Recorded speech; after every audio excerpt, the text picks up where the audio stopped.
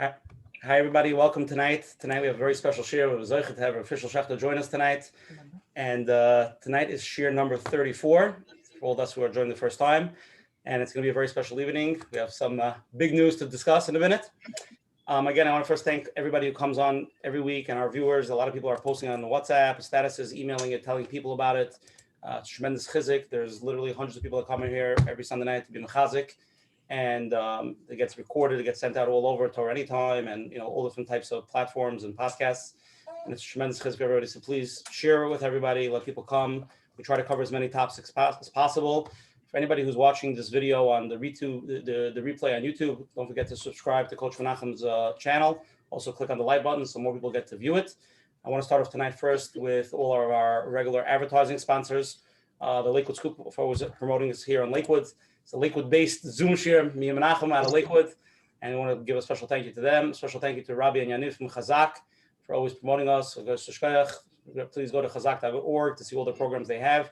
And a very special thank you to Chayla Kaufman and Shmuel Summer from JCN, Jewish Content Network, always taking care of all of our digital advertising needs.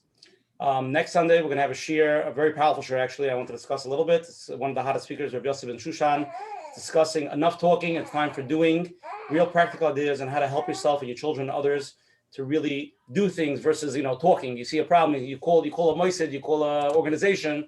What could you do for yourself? And that it triggers into other things. We had a long talk with him, and it was very powerful. And we spent time with him, Shabbos, me and Menachem, and it's going to be an unbelievable program. So everybody here tonight, please let everybody know about next week. Tonight's show, we have the source of having the world famous mechanech, somebody who's been in the trenches of Chinuch for probably, I don't know, Rabbi Fischel, I don't know how many years. I lost count. Maybe you could tell the oilam. Me too. I also lost count. It's better if you don't count. Ain't a bracha shayla b'davar eslami min ha'ayin. Exactly. Brachas only chalbi things that are you don't count. Okay. Exactly. So happy to have you here. We're going to focus on how to give your children the time they need with practical advice and ideas. We have tremendous amount of questions that got emailed in. We're going to try to cover as much as possible tonight. Rabbi Schachter, whatever we can cover tonight. I'm getting emails right now as this year is starting. I keep on getting more. Before we introduce our host, Coach Menachem, everybody tonight, I want to mention for Menachem, first child became a Kala tonight. We just, me and him both came from the L'chaim, so it's a big mazel tov, Coach Menachem Bernfeld, the ganze Bernfeld Mishpacha. Should have nachas from this daughter, from all your children. Oh my. Engaged to Moise Sharf, from right behind us, from Oak and Vine in Lakewood. And may all these Zeichen Klai Yisrael to have nachas from all the kinderlach, the Chusins on, mazel tov Chusin, asach nachas. Okay. Coach Menachem, the floor is yours. Open up. Shkoyach, welcome everyone to tonight's show. I'll tell you the truth. I've still not landed. I'm basically not here. I'm still flying, just coming from the engagement of my daughter. Baruch Hashem, to Bucher Achushev, Moishe Sharf, from here in Lakewood. With Baruch Hashem, it was a beautiful, beautiful engagement in Eibische Helfen. Zana Binyan Adiyad. And look at this. I should have been one of our listeners. Baruch Hashem. So I'll try to talk from up there, and we'll see how that goes. Welcome, everyone. And I want a special welcome to Rabbi Fischel Schachter with all the years of experience that he has with being Meifetz Torah and all over for the young, for the old, and hopefully tonight in Mitzvah Hashem, we'll be able to get out, with all the questions that everybody sent in, and with the live questions, we'll be able to hear up front a little bit from Rabbi Schachter. I just want to mention the concept before we start. The topic is Chanoich L'Nar Pidarkoi. So every person is different. Every child is different. If you have parents, there you go, Shulam Bayis itself. You have her and you have him. Both can have two different views, two different personalities, two different ways of seeing things. And then you have the children. And each child is different. So sometimes it could become complicated. Every child needs something else, a different way of taking care. And sometimes we want to do it one way. This is how I do it with my oldest, and it was good, Matzliach. So why can't I do it with all of them? Doesn't always work that way. Another concept is sometimes when we want to fix, you can get yourself in the way of letting things grow. A very simple mushal is if you have grass growing And if you go every day and you look at the seeds and you finally see a little grass and you pull it and you move it to the side and you want it to go right, you want it to go left, and then you want it to go a little faster, so you give it a pull. What do you think is going to happen with that little seed, with that little grass? Not too much. What we have to do is step back in Los Wachsen. Be there. Give it a little bit of water. Give it sunlight, whatever it needs. Be there, but don't try to move it. Once we realize what the child needs, what's the darkoi, sometimes it might not work with the way we want, but it's darkoi. It's not our derech. It's Chinuch l'dar pi darkoi. Figure out what he needs, and then let go and let him grow. There are many stories out there, people that I've met, but I'm just going to mention a personal story. Somebody who came to me with his bucher in Yeshiva, who's having a hard time, very hard time to figure out why, and the child is not participating, and the child is not there, and the Moised was about to give up, and the Moised wanted to put the kids on medication, and they told the father, there's nothing we can do. And the father said, just give me one more chance. And basically what the father did I'll say it in 5 words, but it's not so easy. The father just backed up and connected to the child, to where the child is. No more expectations, no more pushing, no more trying, no more figuring out this and that. Just back up and just be there when the child needs you. Give him a little chizik, whatever he does. It's not easy. And sometimes our ego gets in the way. We get very frustrated. But sometimes that's basically what's needed. Just zoom out, be there, accept the way he looks now. Don't worry, he won't look, he'll grow up, but let it happen. So in Mitzvah, tonight in Mitzvah we'll hear from Rabbi Schachter, and it should be with Yata Deshmaya. All of our listeners should be able to hear what we need to hear and what we need to hear for our kids and for ourselves, for us to grow and to let our kids grow al pi dar kehem, al pi dar from the child. Shkoyach. Shkoyach, Coach Menachem. Again, let's give a little overview of tonight's shir. Tonight's shir is going to be learned to schus. The sponsor tonight is schus refu shlema. Habocher Shloime ben Sarah Aliza. Everybody should answer our main together. All few hundred people on already, have 320 people. Schus refu shlema, refu nefesh refu guf, and schus Habocher Shloime ben Sarah Aliza. All the hundreds of people here tonight, and all the thousands of people that watch it afterwards should have Rahman and Shemayim. I'm going to read your official Schachter's bio, short bio, before, just in case anybody doesn't know who you are. Rabbi Fischel Schachter is highly acclaimed and much loved scholar, international lecturer, storyteller, and author. His witty, charming, warm, and down-to-earth style continues to grab the attention of the delight of multitudes of students, among of many illustrations projects. Rabbi Schachter is a Rebbe in Torah Daas in Brooklyn, New York. I went on to Torah Anytime, and I saw you have close to 1,000 shiurim there, which it's a lot for Torah Anytime. But Fischel, the floor is yours. Give an opening before we get into questions. Small opening. Okay, Shkoyach, thank you so much. Mazel Tov Menachem. So zayin lechtig Yiddish Adairis. You said you read my bio because people don't know who I am. You still don't know who I am. Trust me. I don't know who I am. So thank you everyone for joining tonight. A couple of disclaimers. Okay. First of all, I take no achrayus for anyone's bittul Torah.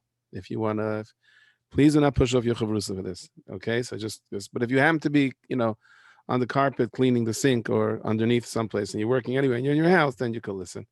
I also want to say that I am not, this I can tell you for sure, beyond any question, I am not the smartest person on this planet and neither the wealthiest. So those are the 2 reasons that people listen to people.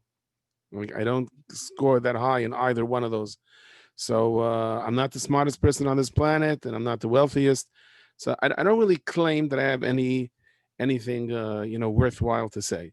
I definitely have no magic wands or mystical answers, glimpses from above, Ruach HaKodesh, etc. I'm also not a Taisvis, so please don't be medayik in my words, okay? So because you said this, so it's mashma that, I said, no. That's for Rishonim and Achronim. So please don't be medayik in my words. So now that I have established my credentials, right, beyond repute, I think we can begin.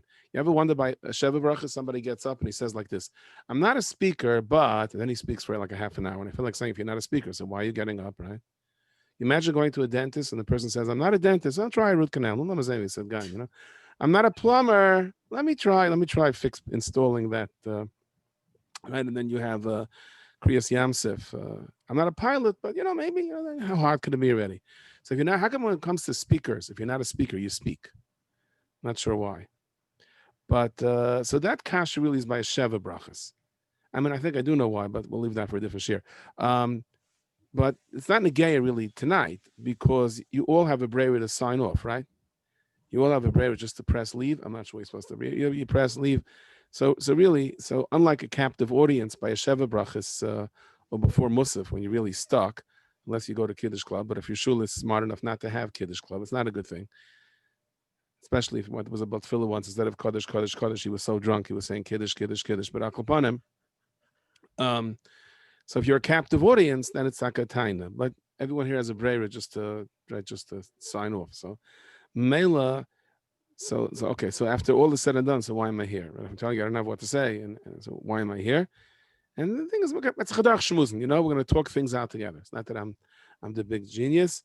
I was Zoiche B'Chazdei Hashem for a matnas chinam of a large family. That was a matanim and a shemayim beyond anything else in this world. My wife, Lazayn Gesund, comes from a very large, loving family. But I'm sure you've heard the story many times. I'll say it real quickly, that there was a woman that didn't have children for 12 years. And she was a lone survivor of her family from the war, and so was her husband. And the situation was very painful. And in the course of that time, about 60 years ago, there was no Bainei Olam, there was no the organizations that help people, and you were basically on your own. And they had gone through whatever they were able to go through to date on that was available. And this big Park Avenue doctor called her in and said, Mrs. So-and-so, there's nothing more to do. And I want to tell you something. When hair will grow on the palm of my hand, you're going to have a child. And that woman left the doctor's office, Tzebrachin. It wasn't just her. She was the only survivor of her entire family, and so was her husband. It meant, at the end of the line, al pi derech hateva for hundreds and hundreds of people on both sides. And there was nothing else to do. It's just 12 years of hoping, 12 years of waiting. It's somebody once said, Davish is Lapit, someone said, that he was married for, he was married for 5 years. He had a child. So I said, after 5 years, he said, it wasn't 5 years, it was 60 months. So it's 12 years, and she gets onto the Madison Avenue bus, and she's going back and forth and says, I'm not getting off this bus. I have absolutely no reason to want to get off why should I get off the bus? For what? And the bus is going back and forth. I'm not sure they had air conditioning in those days. And finally, at the end of the line, so the bus driver gets up. He goes, lady, you got to get off the bus. She says, I'm not getting off the bus. I have nothing to live for. So she says, he takes off his cap, and he says, goes, ma'am, I had a hard day. So I don't know what your problem is, but it's not going to be solved in the bus garage, okay? Just get off this bus and get on with your life. So she felt that those words were Menachem. And she said, you know what, Rabbi Shalom, you're smarter than me, you know better than me. And that's it. Whatever's going to be is going to be. Life is going to go on. She got off the bus, and a year later, she had a baby. And I know that the story is true because this woman was my mother. Okay? So I was born after 12 years. And so I was raised as a Ben Yachid. And,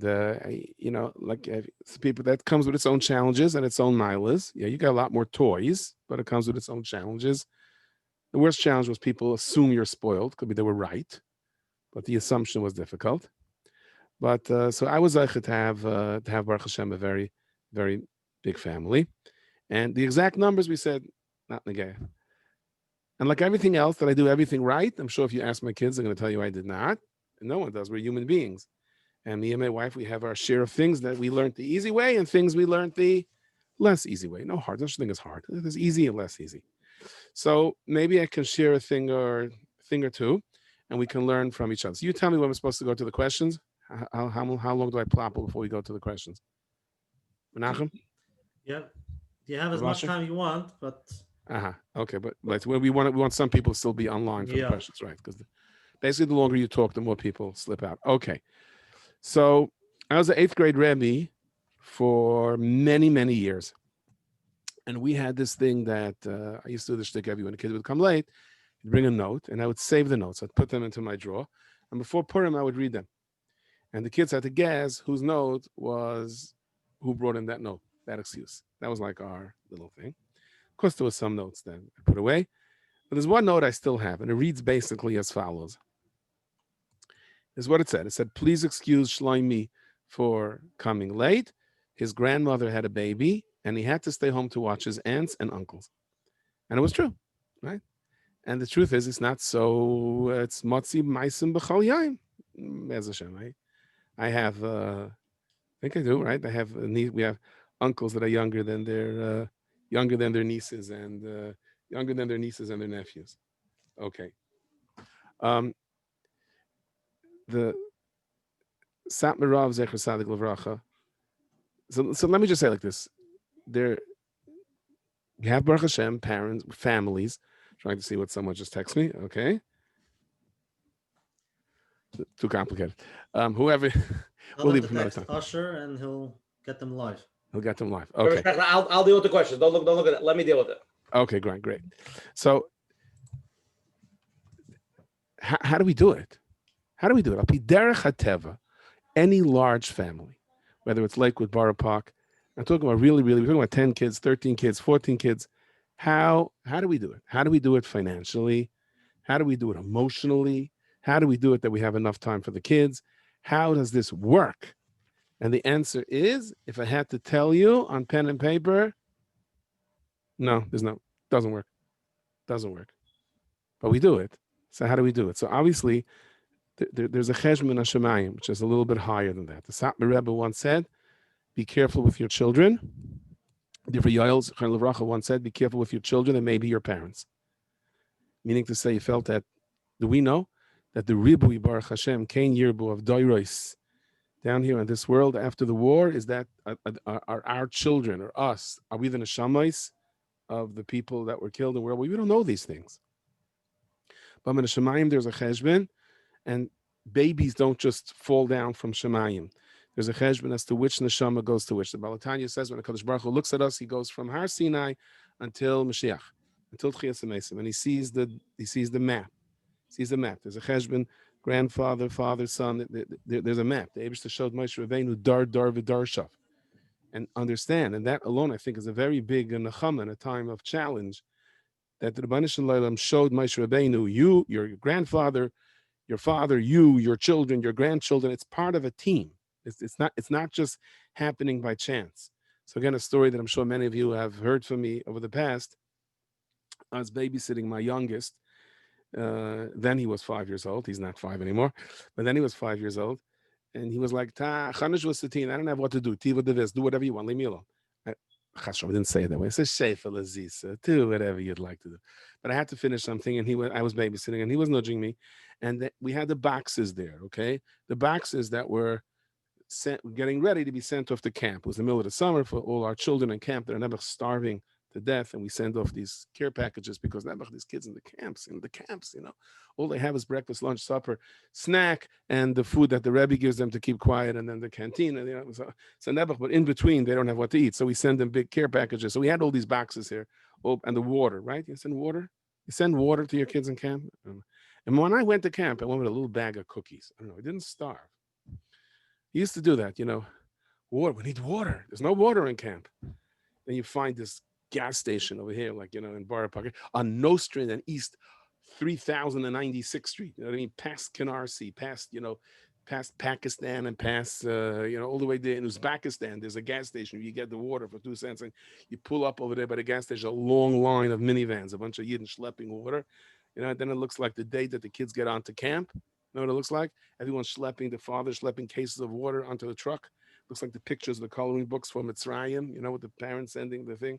Then once I go around to different camps saying stories, and once I popped in Taka to my kid's camp, and he was there having a water fight with someone spritzing the water, and I said, no, next year, you got to schlep your own water, you know what I mean? Okay. So here I am, I'm sitting there, and my little one is telling me I don't have what to do. So I said, do it. Let me finish something, okay? He says, I can't effing in the boxes. I could open the boxes of Nash, open the boxes of Nash, just leave me alone. So he's opening box after box after box, and he's sitting there like a Nazir in a Karen. He's really, and my oldest son, right, he walks in, And he's married with kids, Baruch Hashem, and he looks at his little brother and he says, "Ta, can I ask you something?" And I said, "No," because I knew he was going to ask.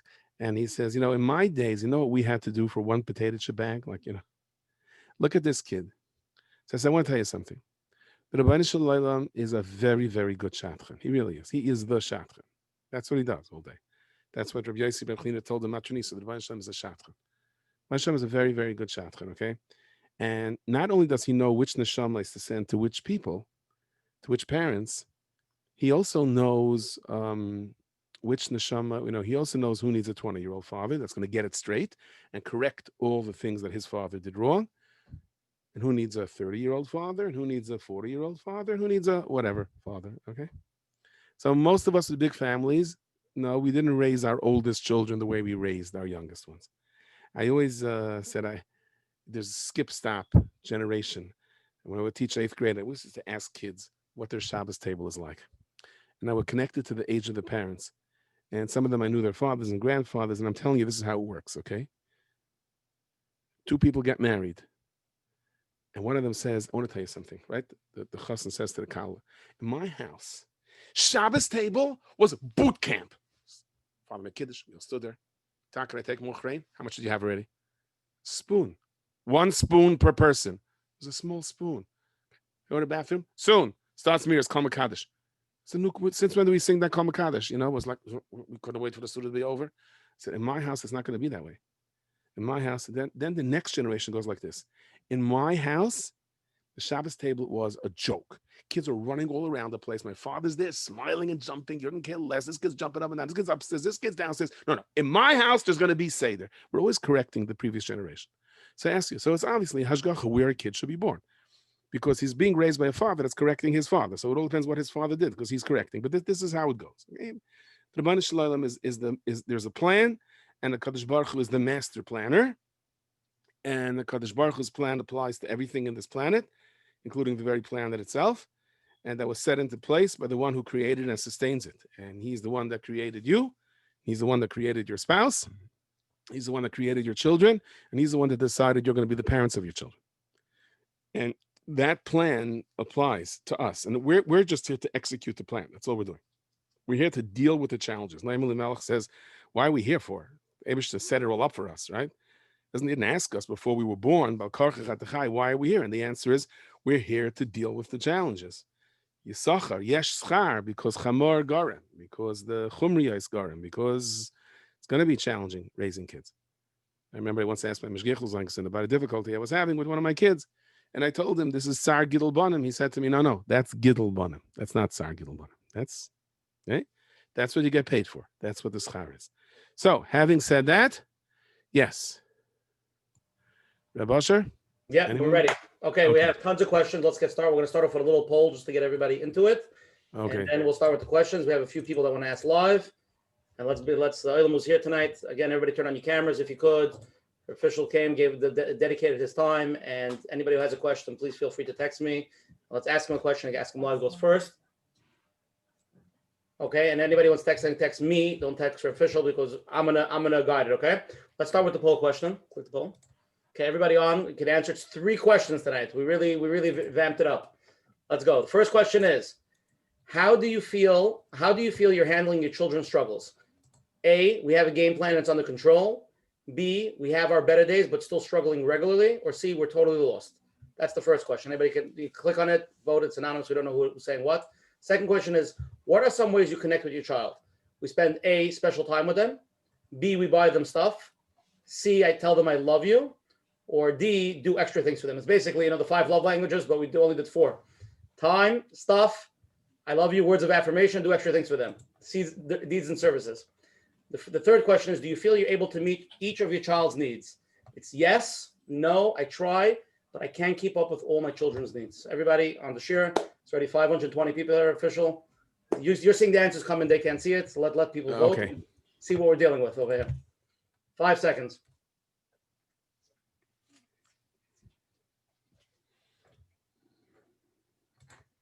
Schachter, interesting? Yes, very interesting. Very interesting. 5, 4, 3. It's amazing how It's amazing how few people are totally lost. Go ahead. That's how lost they are. Yeah. It's really a trick. The one who says yes is really totally lost. Right. Yeah. Yeah. Okay, let's share the results. Okay, here's the answers, everybody. How do you feel you're handling your children's struggles? 20% of the people here tonight feel we have a game plan, it's under control. 68% of people, Roiv, we have our better days, but we're still struggling regularly. And 12% are totally lost. Second question is, what are some ways you connect with your child? Either A, spend special time with them, 53%.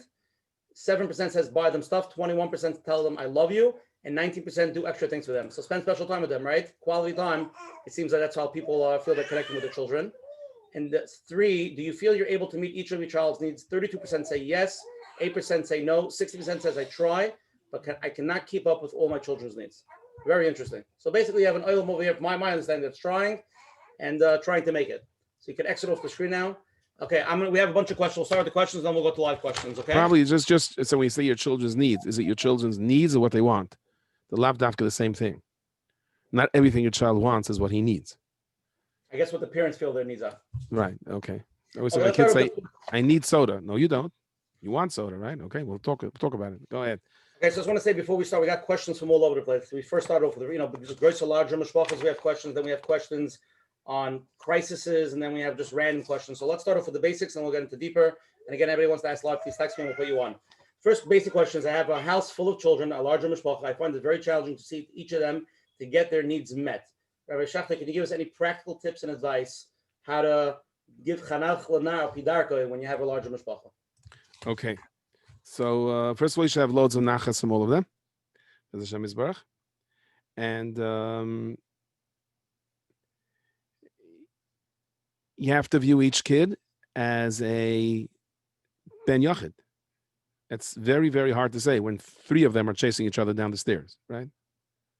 I still remember once somebody came to talk to me about sibling rivalry. He thought I have it because in his house is crazy. And I was in camp and I was sitting out there and I'm telling him different things you have to do to try to get your kids to get along with each other. And from my peripheral vision, my rear view mirror and my glasses, I see my 7-year-old son chasing my 6-year-old daughter with a Negelwasser schissel full of water. And he shoves it at her. But my daughter's good. She jumps out of the way and it hits my client. He gets soaked. And the guy goes, whose kids are those? I said, no idea. Anyway, back to what you're supposed to do about sibling rivalry. One kid running after the other one with a shoe.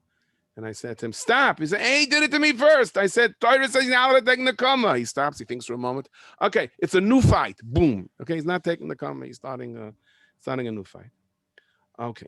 The Stipler writes about this. He writes about large families. And he says, at the end of the day, it's siyata d'shmaya.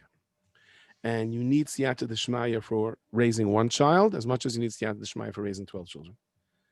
If you either have the siyata d'shmaya, you don't have the siyata d'shmaya.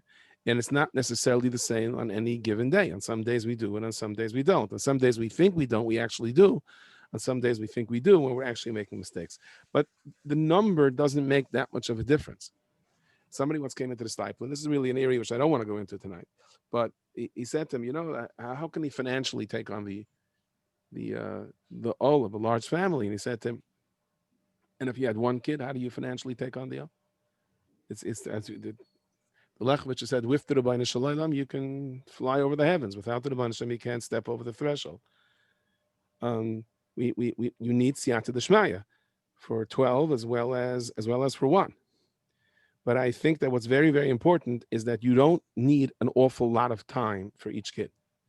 I think what every kid needs is a moment of recognition from a parent.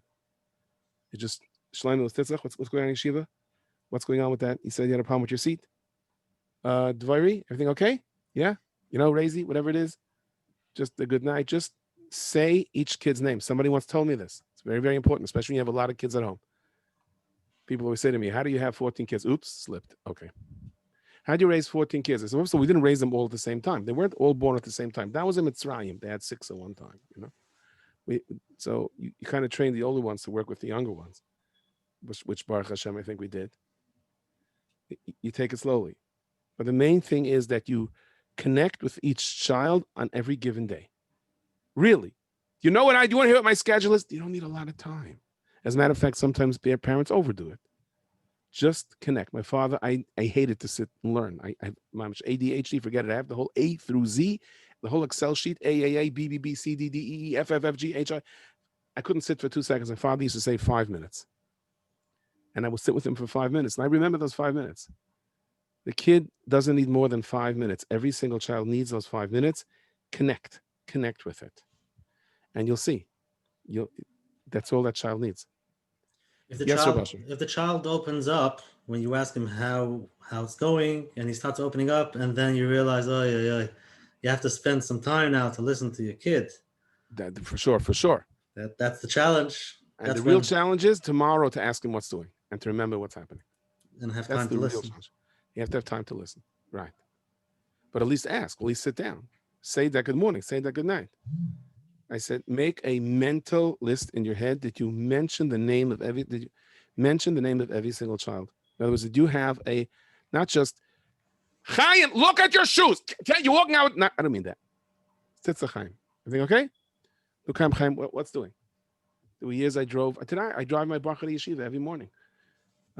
He has rides. And otherwise I would never get to speak to him. And I only have 2 left in the house, Baruch Hashem, for good reasons. Just make in your mind. You have to plot that, connect that in the day. Just like you close every button of your shirt. If you're one of those people that closes every button of your shirt, did you talk to every single one of your kids, even for 10 seconds? Kid doesn't need more. There needs to be a connection. Yes. I think many people, when they hear a topic of Chinuch, instead of thinking about their kids, they start thinking of the family they grew up in. So, of the family where they come from. So this is a question: if bichlal, do kids that grow up in a large family lose out? If they lose out on love or on attention, if they don't get as much as when it's a family of small kids. Right. You have to ask that. You have to ask the kids, really. So it's not fair for me to ask the question because I had the best of both worlds, right? I raised a big family and I grew up in a single family. I really think that I remember Friday afternoons when things were really hectic in the house. And on top of that, my mother, Leil Shalom, came to the house. You're dealing sandwich generation in between, taking care sometimes of 3 generations. So I used to take my kids out every single Friday. I would call it Shabbos Island. We drove up to 7th Avenue. There's this big island. I said, it's Shabbos Island. I decided it was Shabbos Island. And he sat there and I told him a story. Then we took the car to the mikveh. We took the car to a car wash, my old Astro, which leaked from all sides. So that took showers also. And that's besides when the kid opened the door in the middle of the car wash. But it was a thing we did every single Friday. And the kids used to look forward to it.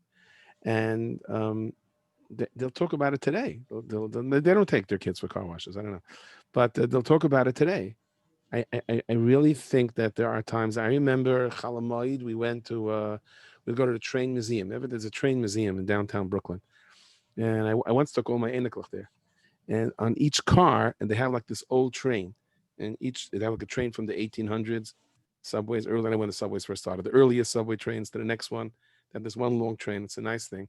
And I would go, and it's very interesting. I could only go up till the 1900s because that's when you can't see the advertisements anymore. Before that, you were able to see the advertisements. And on each car, we sat down and I told them a story about a train in that time kufa that we did. And they came, like the people that managed the station, and they were taking videos, what used to be called videos in those days. I try to be original. Try. Is there a time? Doesn't have to be exotic vacations. You don't have to go to Switzerland. You don't have to climb Mount Everest. Just do something with them. The Avos Abanim are fascinating. It doesn't help the girl so much. Let the mother do something with the child. But Avos Abanim has to be Avos Abanim. I had a kid that once told me, he had tears in his eyes. He says, my father doesn't even know. He doesn't have time for me. And I said, what does that mean? Your father, I know your father takes you to Avos Abanim. I say stories about Avos Abanim. I see him there. So he says his phone, he's busy with his phone. That was before smartphones. So I once said something to the father. He said, how can my kid say that? He says, I never, ever pick up the phone. Never, ever pick up the phone during the Avos Abanim. So the kid says to me afterwards, he doesn't pick up the phone, but every time it rings, he goes, bzz. Yeah, okay, so what does Rashi say? Yeah. Yeah, so what does Rashi say? Bzz. Okay, yes. What does the Gemara say? What? Oh, we're learning Chumash. Oh, yeah. So what does the pasuk say? Just close the world. Focus on this child. This is your only child. Just doesn't need a lot of time. needs 2 seconds. It needs a minute. And I think you can pick it up from there. Yes. Okay, Rabbi Schachter, we have some live questions. Let's jump into it. Uh-oh. Okay. Yeah, don't be scared. This is code. Hi, thank you so much. My pleasure. Hi, Rabbi. I wanted to know about children that are away from home in yeshiva as far as connecting with them. So it's very, very important to speak to them because you want to pick up if something is going wrong. But whenever my kids were away, there always were set times that they would call. The kids were in Eretz Yisrael. They knew they had to call every Thursday, every Friday. And I made it my business to pick up that call. It didn't make a difference, whatever it was. And if not, I called them right back. And it wasn't so easy then. But enacharami, it's very, not too much. There's no reason your son has to call you every 10 minutes to let you know what's doing. You know what I mean? I did find my shoes, didn't find my shoes. There has to be that point of independence. But I think once a week or twice a week at set given times, very, very important that they check in. And then also that you have some connection with some mashpia over there in some way. Even when my kids went to Eretz Yisrael, which is a whole different parsha, now the yeshivas kind of have it built in, but sometimes I hired a younger man, Mamish, that he was my contact guy. I gave him a couple of dollars a month, and I said to him, what's doing? But sure, there has to be some type of hands-on, and at the same time, you have to like relinquish control. It's tricky, but life is tricky. Okay, let's go to the next live one. Okay, you're on.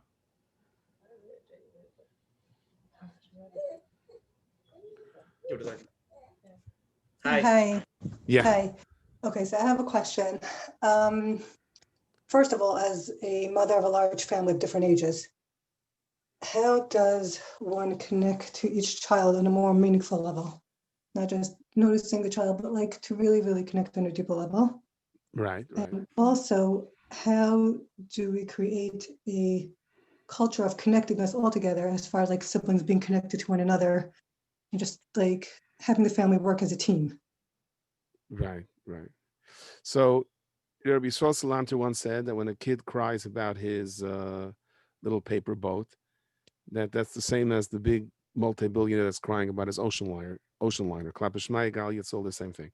I think the way to connect to a child is to put yourself into the shoes of the child. Don't there's this marshal, I once heard it. It's a great story where somebody, a teller working in a bank, goes over to the officer and says, can I talk to you for a minute? And the officer sitting by the desk says, I am missing $35,000. I'm being audited right now. I don't want to hear about your problems over there. Go back behind the cage. Okay. And this officer says, I'm missing this $35,000. Something doesn't stim. And he calls the branch manager, and the branch manager's got a call that who knows that the entire bank is under investigation. He says, I'm missing. And the branch manager says, I don't want to hear your problems now, okay? Goodbye. You realize what I'm going through? And the branch manager is really in trouble. The bank is under investigation. So he's calling the president of the branch. Meanwhile, the president of the branch just found out that he has to, have a plate to Puerto Rico. And he says, don't bother me now. I don't want to hear your narrative. You know what I'm going through. Right. So really, everyone's problem, from the little kid that cannot find his socks, that's crying, to President Trump not trying to prove to the people in Georgia that he really won the election. Klapper Gali, it's all the same. When you're talking to someone, you have to put yourself into the heart of that problem. And when a little kid comes and cries and says, that the bati's too cold or the bati's too hot, or he doesn't have his pillow, doesn't have his blanket, a natural reaction is, I wish that was my problem, right? I think just to have a feel for it, to really feel, I wish you had the blanket. I wish. Let me see what we could do. You know what? Let mommy be your blanket. Come here. And then you have to continue to do that on every single age level. So you're going to say, I'm not so multi-talented. I can't multitask to understand the 2-year-old's needs and the 5-year-old's needs and the 10-year-old needs. And the answer is read the child, follow the child. The child is telling you what's bothering him. He may or may not be justified. So you validate the child's feeling and try to work with it. But I think just to feel the child and not to negate and say, that's what you're worried about. I think once there's a certain connection, and there's where it is. How to get families to work as a team is the $1 trillion question. You can try and try. It doesn't always work. I think you're spending time with them, doing joint projects. I think also working together. In other words, discussing in a good way, chas v'shalom, no lashon hara or rechilas, not in a negative way, but in a positive way. Talking to one child about the other child. You know, Esti seems so sad. Achani seems so sad. Moishi seems so sad. Why? What can we do about it? Like, try to make the other children part of the solution of the other child. And slowly, I think that there's a little bit of a merge that begins to happen, that we could try, that we hope can try, and so on. Rabbi Schachter, this question was actually submitted. I know the person, they have quads, but let's just talk about people without quads. Yes. People that have twins, which is, it's negaya. Some people are very close in age also. When it comes to twins or more, does Rabbi Schachter recommend that they not be in the same class? If there ever a time when it's been beneficial to keep siblings together?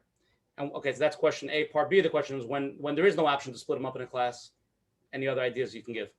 Right. Conventional reasoning is that they should not be in the same class. That's not always easy, particularly if a Moisid has an Aleph class and a baseline, and both kids are Alephs. Of course, all your kids are Alephs, but both kids are different kinds of Alephs, or one is not on the same level. It doesn't always work out. Sometimes it may be an idea to have them in different schools. Both have had twins over the years, one in one class, one in the other class. It was kind of a competition. It was almost fun. And before Purim, if they were identical twins, yes, I arranged before them. They said switch classes. See, it was always good to me to suggest it before they do it on their own. It's always good to chap that ice. And then I've had twins together in the same classes. It was not the end of the world. It's really not the end of the world. It's just very important, as it is with all kids, not to play one kid over the other. Never compliment a kid in front of the other kid. And never try to compare and say, why can't you be like Ari? Tell me that. It's not going to work. It's not going to work. He's not going to be like Ari. It's not good for Ari. It's not good for the kid that you're talking to. The problem starts when one is taka better than the other, and they see it, they feel it. Right. So it is what it is. And the parent has to make it very clear that, the Eibush doesn't count how many pages we learn. He counts how many hours. Ashri Mishna Balakan. Fortunate is the person that comes up here, the Talmidai biyadai, and his Talmud is in his hands. What does it mean in his hands? I should say Talmidai b'maychay. What does it mean Talmidai biyadai? I remember once when I was in a camp, I was assistant learning director. There was this kid that was like, he was going nuts. He was turning over tables. He was just grabbing him, and I brought him to the Menachem, and he said, well, that's one shot of it, Talmidai biyadai, okay.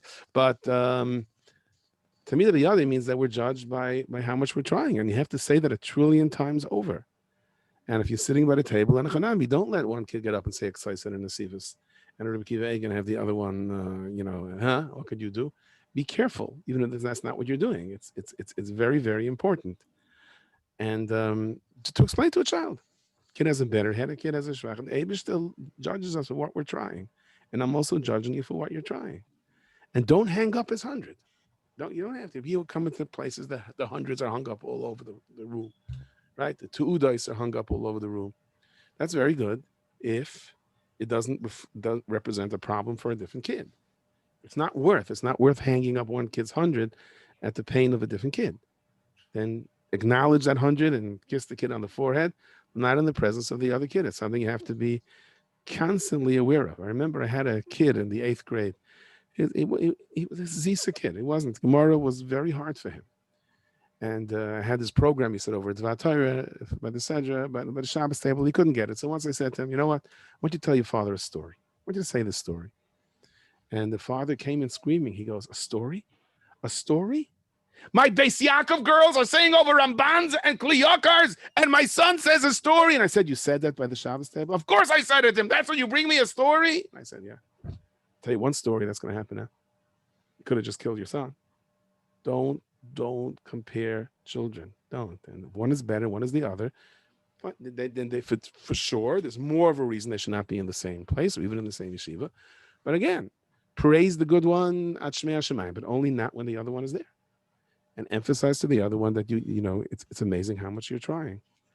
I'll tell you, if you look at the successes in life, I always say it. When it comes to shidduchim, I say it as well. Not the kids that got the 100s that became the big successes. Not the kids that got the 50s that were the failures. The kids that had a good attitude. I'm trying. They're the ones that had the shalom bayis. They're the ones that raised successful families. And that's really what I think you can convey that. You can try to give it over. You mute, Usher. Rabbi Schachter, Rabbi Fischel, an email just came in. I'll read it if you want to answer it. we are parents are supposed to internalize the concept of Chinuch l'nar pidarka. How can we deal with schools who have a strict policy on siblings needing to conform to attend the same school as their siblings? Right. Yeah. A school has to do what they have to do, and parent has to do what they have to.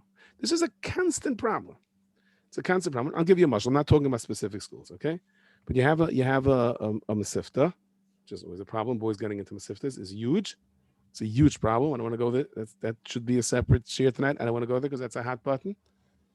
But it's really tough. An 8th grader that's a good kid, there's no Yerushalayim issues, not learning, has trouble getting into a Masifta. It's a huge threshold he has to get over in life to go on. But put yourself from a yeshiva's position, and the parent comes into you and says, listen, my kid is a shvacha kid, I want you to take him. And we say, I'm sorry, he's not for us. And he cries and begs, and the mother starts crying, and the principal feels really bad and says, fine, I'll take him. And you take him and you work with him, and you work extra hard with him. And then the next kid is a super mitzian, but the parent's not going to send that kid here, right? Because he can get a better yeshiva for that. How does the yeshiva feel in the circumstances? On the other hand, a parent says, look, I have to do what's best for my kid. I got my kid into the yeshiva that was best for him, and I got the second kid. So the yeshiva's interests and the parents' interests are not necessarily the same. It doesn't mean that either of them are wrong. And of course, the yeshiva has to care ultimately for the kid, but the yeshiva also has to survive. I think a parent has to do what's best for their kid. Parent has to do what's best for their kid. But, then you have to sit down and make a cheshbon. Do you sacrifice one kid for another, right? Do I send my real good kid to a Beis Yeshiva instead of an Aleph Yeshiva because I have to get my Gimel kid into the Beis Yeshiva? That's a question for a Rav. I don't know. Don't know what the answer is. I don't know what the answer is. Okay, let's go to another live question. We're getting a lot of questions, and let's try to go through them. Okay. She's on. Yeah. Hi, how are you? First of all, I just wanted to say thank you. We grew up on your CDs and we love them also. Yeah, shkayach. Okay, thank you very much. Yeah. Okay, I have 3 little kids at home, so it's different, I guess, different ages of You have everything. loads of nachasim, all of them. Amen. Thank you. Yeah. So Chinuch l'nar al pidalka, right? Like each kid has their own needs, and then sometimes one kid needs like a lighter hand, or one kid needs the strict, needs the more rigid than another. That Right. can cause jealousy a little bit, right? Right. One kid Right. seeing another kid getting away with something more than someone else. So it's a kartza tishtach. Sometimes kids understand that one kid has to get away with it a little bit more than the other one. I sometimes in class, right? You have a kid that can't sit. He just can't sit. He can't. He plots out. And you have to give him more leeway. And people say, well, how can I give him more leeway? What are the other kids are going to say? Kids, after a while, are very smart. They understand that this kid needs a little bit more leeway. And sometimes you can explain to a child that mommy's doing her best with each and every one of you. But it's not fair. How come Rivki doesn't have to? Rivki has different things that you have to. Sometimes a kid can understand it. Sometimes a kid can't. We still have to give every kid what they need. If you can try not to do it in front of the kid, you can. But there are times it becomes totally impossible. And I think what you could do for the kid is, listen, let me tell you what I do special for you that Rivki doesn't have, okay? But every kid gets something a little bit special in this house. So you tell me, what would you like special? And try to compensate along those lines, along those feelings. But again, that's the Eibush doesn't give us, Kadosh Baruch Hu does not do copy and paste when he sends us kids. He sends us different neshamas that mean completely different things in their life and in their world. Because if 2 kids were exactly the same, Kadosh Baruch Hu doesn't make spare tires. None of us are the same.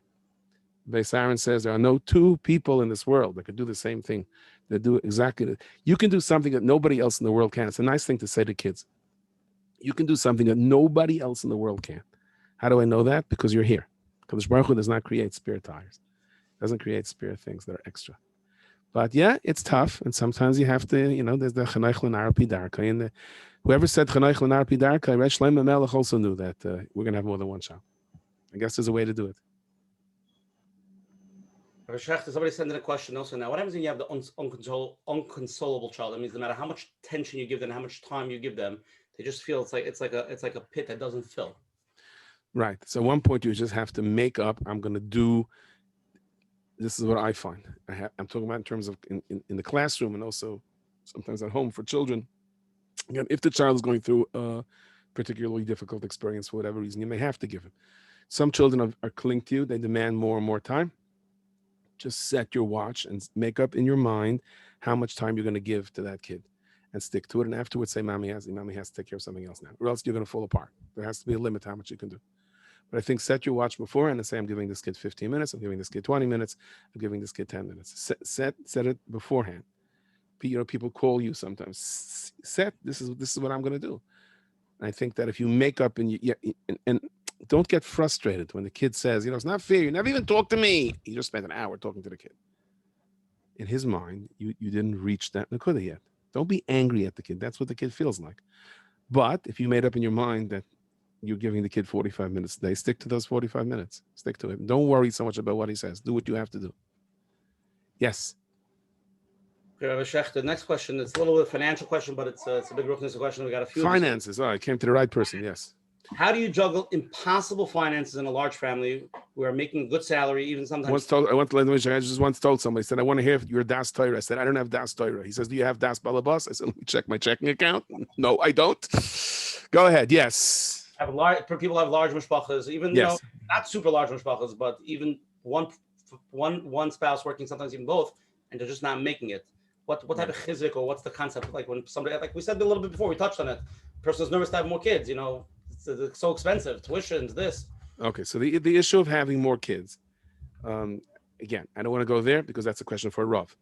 And you have to have a Rav, you have to have a Mashgiach, you have to have a Rosh Yeshiva, you have to have a Mashpia. And if you say, you can't just find one of the yellow pages, by the way. You have to set yourself up culturally where you have one. Think where you daven. You're davening in a shul. I've seen kids over 30 years in the 8th grade. I could tell where they daven. I could tell if they daven in a shul where there's a Rav, that the Rav is a Rav, or that when it rains they daven in one shul, and when the kugel is there, daven in a different shul. If you wake up 9, you daven here. You set yourself up in a situation where you have someone to ask. But this is just general. Of course, it doesn't apply to individuals. And by the way, the most serious shaila that Rav is going to get from you is going to be, at what point, right? How large should my family be? But that's a shaila, both hashkafically and halachically, that you have to deal with it, and you have to be realistic on all fronts. It's not a question you can ask on the telephone. It's you have to sit down face to face and have that answer. In terms of finances, so the Stipler writes that, he says, look at those people that have one kid. They're struggling. I travel around, and I could see, we only have 2 children, and we can't even pay their tuition. So how could you? We're not making it. How do you manage with 14 kids? Well, if you're not making it anyway, you may as well have the 14, right? You need siyata d'shmaya for everything. You need siyata d'shmaya for the 1. You need siyata d'shmaya for the 2. You need siyata d'shmaya for the 3. When I look back at how I did it during difficult times, financial times, I have no clue. But you have to prioritize what's important to you, what's not. Somehow the Rebbe Shem gives a siyata d'shmaya, and it's there. Yes. I want to take it a different. Logically, we discussed till now how to give every kid what they need and give them time. Sometimes, especially with big families, sometimes it could be really overwhelming and stressful. We're taking care, and sometimes the spouses are not on the same page. And each kid, there's so much going on, there's a lot of stress. So what is the key to staying sane and being loving and attentive parent and spouse when sometimes it can be very overwhelming? Right. I think that every parent has to make themselves time where they're taking a break. It could be 10 minutes a day. Go and have your time. It's a good idea for anybody to do. Okay. And I know, sure, 3 jobs and running to get my kids on the bus and off the bus. Just schedule into your day, as busy as you are, and just like you have to make the dentist appointment, and you have to make this appointment, you have to make the doctor's appointment, you have to do this, and you have to get to your boss. I have to have 15 minutes a day that I walk into a room and I close the door and I close my phone and I sit down, I sip a coffee and I read something and take a deep breath. It really changes. It doesn't have to be, again, you don't necessarily have to fly off to Florida or to the Swiss Alps. You can do it in your own bedroom. You can do it in your own house. But plan into the day just a moment of, it's between you and me. You know what I mean? Just think, take a deep breath. And I remember in Yeshiva, 2 Bachrim talking. One of them said to the other, like, how do you know there's a bunch of them on the world? And this boy said, I just spoke to him. What do you mean? How do I know there's? It's right here. Just take a few moments and really take a break. You need 5 minutes of quiet, and spouses have to try to understand that. And again, that's another tough topic. But over the years, I've spoken to kids. You have no idea what it does to a kid when the father and mother are screaming at each other or not respecting each other. And the kid thinks the worst right away. He thinks that because he knows somebody else, their family break up, the kid goes through nightmares. It is probably the most destabilizing factor in a child's life if he sees a lack of respect between the father and the mother. But if the husband says, my wife screams, she yells all the time, and she has to stop yelling. Would you stop yelling? You don't scream at your wife. You should stop yelling in front of the kids. And the same is true for the wife to the husband, or whatever the case may be. There has to be, in front of the children, there has to be nothing but mutual respect. And sometimes a person feels, but what my wife is doing to the kid, I have to defend the kid. You have to be a little bit Shloim HaMelech. You have to deal with it privately, not in front of the kid. Don't take the side. Kids that are ping pong balls in a Shalom Bayis situation where the parents are separated. I'm not even getting there. But I'm talking about where the parents are together. And you want to, and sometimes we have a Yetzer Hara. I think men have this more than women sometimes. Try to win over the kid. The kid wants something, and the mother says, no, you can't have it. And the father says, shh, I'll get it for you. You're not accomplishing anything. You can discuss it with your wife. You can make a mental note that in a week from now, you're going to buy your son something to try to make up maybe for what you think your wife wasn't justified with the other way around. But don't do it right there and then, because you're doing much more damage to the child than you're doing bracha. As pressurized as things get, there has to be a sense of mutual respect. So that the man that came to the stipler and said, what should I do? My wife, she can't manage, I can't take it. I don't know where to turn to. So the stipler said, turn to the broom closet and take out a broom. What do you mean where to turn to? It's true on many, many different levels. The stipler does not need my haskama, by the way. It's true on many, many different levels. If it's pressurized at home and you feel that your spouse is not handling it correctly, take that on privately with your spouse. But in front of the kids, as much as it's possible. Every klal is a chutzman a klal. As a parent does something so crazy, you have to stop it. I'm not saying, but generally speaking, that there's mutual respect between parents. And even if your spouse said something to you, well, my spouse started. What my spouse said to me, you can't handle this. Would you stop screaming or yelling? So what are you? Oh, I'm screaming or yelling. What are you? Right? Normally it starts going back, and then you start doing chazar sashir from all the things that your spouse did wrong from the yichud room, not in front of the kids. Not in front of the kids. Take the punch. It's the biggest mesiras nefesh that you could have for your child. And when you see that a spouse is in a difficult situation, is not handling it, so come back and handle it. Somebody once said, I'm just using the mashal from husband, wife, husband, it can be either way. My wife, she can't handle it. I could handle problems. I can handle anything. My wife cannot handle it. She go crazy, and every small thing she starts screaming. I said, you can handle everything. Yeah, so why can't you handle your wife? So obviously you can handle everything, right? You just said you can handle everything, so learn how to handle it. Learn how to calm her down. And sometimes that same wife will come and say the same thing about her husband. It's just that was his perception of it. But this nakuda for children, the shalom bayis for children is just beyond imagination. The story that I've said a lot, somebody once came home in Romania, heard the story from the old school Rebbe, Zecher Tzadik Levracha, that a man came and said he came home and he saw his wife saying Kriya Shema Lamita with the children. She went like this. I don't think Baruch Levine's niggin was around then in Romania, but whatever niggin she used. Mikhail, stop. She said stop.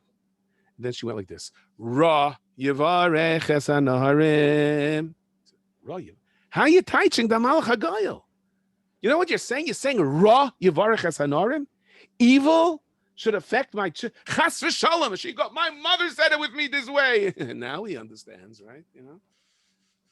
So they came into the Rebbe, and he doesn't stop. He's going to divorce her, and she's screaming, "No, my mother said it this way. And he's mevazing me." And the old school Rebbe said to her, "Mamala, continue saying Ra Yivarech Es HaNaharim. Continue saying Ra Yivarech Es HaNaharim." So she walked out. She goes, "See, that's how you're supposed to say it. That's not what the Rebbe said." She walks out, and he goes, "Rebbe, you want to make shalom bayis? That's one thing. Not an expense of my children. My wife should curse my children. I say Ra Yivarech Es HaNaharim." So the Rebbe said, "No, I really mean she should say Ra Yivarech Es HaNaharim, because the Gemara says when a person comes home from shul Friday night, two malachim accompany him, a good malach and a bad malach, And if the house is screaming and yelling, and you come in, well, how many times do I say this table's supposed to be set for Shabbos? Where are those challahs? Right? That's how you come in. Everyone's screaming and yelling. The Malach Ras says, "Aha, Yiratzim l'shvua haba," and the good Malach has to answer Amen. And if you come in and there's a house that's Shalom Friday night, especially if there's Mesiras Nefesh for Shalom, the Arizal says that's Mordek and Shemayim, then the good Malach says, Yiratzim l'shvua haba. May Hashem help next week as well. And the bad Malach has to answer Amen. So, let's get into more detailed questions over here, some more crisis questions. Right. So Ra Yivarech has an Arim. You know what I mean? Even you should have the kind of house, but even the bad Malach has to answer Amen. Yes.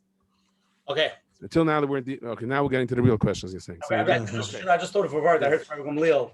Yes. So somebody asked him once, he only had a few kids and he didn't want to have more kids. He said, he said, what does it mean, Tzar Gidl Banim? It's not based on how many kids. You could have one kid and have the same pekel of Tzar, or you could have 10 kids. It's divided up. Right. Very good word. Very good. Yes. My son is 20 years old. He came back from an out of the country yeshiva before COVID. Since he returned, he's been unmotivated, sleeps till 1 p.m., chutzpahdik, but he's really a great boy. How can I, just two questions, how could I, as the father point of view and the mother point of view, help him and get him back on track to his old, happy, functioning self? There's a vaccine. What's the problem? No, not as simple as that, right? Not going to be as simple as that. COVID. A lot of kids, I'm going to globalize the question. A lot of kids, the COVID, whether they were in yeshiva, they were out of town, they came back, it shook up their stability. It shook up, for months. So now they're like out of it, and they're not back into that groove. So father point of view, what can you do for your son? And the mother point of view. It's a huge problem. And once kids have seen that they can be out of yeshiva, especially Bachrim, that weren't doing very well in yeshiva, we're struggling in yeshiva, and saw that you can go a couple of months without being in yeshiva, to push them back into a system, l'chatchila was b'diavad to them is a huge problem. I don't want to in any way undervalue what the problem is. It's very interesting. I noticed by us in yeshiva, when the rabbis were teaching on the phone, so for some kids it was a disaster, yet there were some kids that didn't do well in class and did much better on the phone. The kids that couldn't sit, the kids that weren't that you always had discipline issues because it doesn't work for them to sit 5 hours in the classroom, the fact that they could walk back and forth and listen on the phone helped them a lot. So the Rabbi Shem has his plans for this. COVID takes a big toll on all of us in ways that we can't possibly understand, and we have to realize COVID did not take a Kadosh Baruch Hu by surprise. It's part of the plan of the world, and we have to just we know that the Rabbi Shem knows what he's doing. In terms of that teenager that doesn't want to get up in the morning, okay. So I once heard a question and answer with Rosh Steirman, and a father said to his a father asked this question. He says he wants to daven with a Sikin, and his kid doesn't want to get up for Sikin. What should you do? So he said, because you have a chumrah of a Sikin, why are you schlepping your bach and get up for Sikin? What right do you have to put your chumrah on him? So he says, let him go daven at 9 o'clock. He says, yeah, but who's there to watch him by davening then? So Steirman says, so you daven with Sikin, finish davening, you know what I mean? Instead of going home to go to sleep, go sit with your bacher at 9 o'clock and watch him daven. And you continue on. But there's one thing Rosh Steirman said, which I think is an extremely important yesod, especially as it relates to your question. He says, my bacher doesn't want to wake up for his man Kriya Shema. What's my achrayus? So Rosh Steirman said, wake him up and say it's his man Kriya. It's his man Kriya Shema in 10 minutes. And if he doesn't wake up, leave him alone. I'm not saying Rosh Steirman said that. You did your achrayus. You mekayim l'chayach t'chiach, you mekayim chinuch. That's how he passed it. But he's not waking up. It says man Kriya Shema. Right? So turn over the mattress, scream and yell at him. You may get him to say Kriya Shema today. He may not say Kriya Shema for the next 20 years. So obviously, if the kid is in a rut, it happens. Deal gently. Gently, give a nod, pull back. Gently, give a nod, pull back. You cannot take him and force him back into the situation. Yes, Rabasher. Okay, I'm going to do one more question, then I have a bunch of live ones also. Let's get to it. Yeah. Somebody asked a question. They have married children and they have still single children. How do I balance the needs of the married kids and the needs of the single kids? And throw a shver and a shviger and grandparents on top of that. Right, in the clock. Right. Again, the Rabbi Shalom, does it. You'll notice sometimes when you have your younger children, are there, and they feel the married children come home for Shabbos, and they become the automatic babysitters, and they become the automatic things. So you say to them, look, they were growing up with 6 kids in the house, 7 kids in the house, or 5 kids in one room, and you're growing up with 1 kid in a room, and the Menachem gives and takes, and he knows exactly where we are. Married children need parental attention up until a certain point. Too much, you're destroying their marriages. Too little, you're leaving them high and dry. You need a lot of siyata d'shmaya to know until when that your ear is there for them and you're there. I think part of it is with the kids at home is sit down with them and say, Shlomi and his wife want to come for Shabbos, Rivki and her husband want to come for Shabbos, Chaim, just picking names out of the hat. To kind of discuss it with the younger kids. Where can we put them? Make them part of the planning so they don't feel like more or less that they're out of it. Discuss with them, what do you think about the dress that this Anikel was wearing? I think bring your kids into the fold a little bit and make it kind of part of them. But technically speaking, I guess halachically your achrayus is your kids that are at home. And the same, do it the same way as well. Sometimes you can go to the married kids and say, what do you think the right school is for so and so. Just try to make everyone try to keep the umbrella over the entire family somehow a little bit, I guess. Okay, next live question, Baruch Yirah. I wanted to ask Rav Schachter, please, what is the role of grandparents who want to be involved in the lives of their grandchildren, but they still want to respect the boundaries of their children? Right. So but where the Mashgiach soll sein gesund, where I daven, Rav Wilson soll sein gesund and stark, he always, by a Kiddush, he always says to the grandparent, Hashem should help you, should be zoichet to help just the right amount. Because it's an excellent question. It's really, really an excellent question. Grandparents should be there for nachas. I don't think grandparents should be there for discipline. Again, there are exceptions to every rule, depending on what the situations are. Sometimes the grandparent has to step in and be the parent, chas v'shalom. But we hope that that's not the case. The grandparents should be there for nachas. Grandparents should be there. It's good for kids to say, well, call Zaidi and tell them you got, your Rebbe said that today, wow, he didn't have to throw you out. Or your Rebbe got the 100 on the test. Whatever the positive thing is, the role for grandparents is to take an interest. And the role of grandparents is to be extremely, extremely careful when it comes to guidance. It's very, very difficult for a daughter or daughter-in-law, son or son-in-law to take guidance on chinuch unless they come to ask you what to do. Otherwise, usually it backfires. And even though your feeling is, oh, yeah, I can't believe what they're doing. I can't believe how they're handling Chaim and Moshe and Dvarla and Rivkala and, Chana, whatever. It usually doesn't help. I know, again, every klal has an exception to the rule, and there are times the grandparent has to intervene. By all means, be there for support. The role of the grandparents is to share nachas. Role of the grandparents is to be there for support. Be there for Hanukkah presents, and let the parent know that I'm willing to help. Tell me what I can do to help out.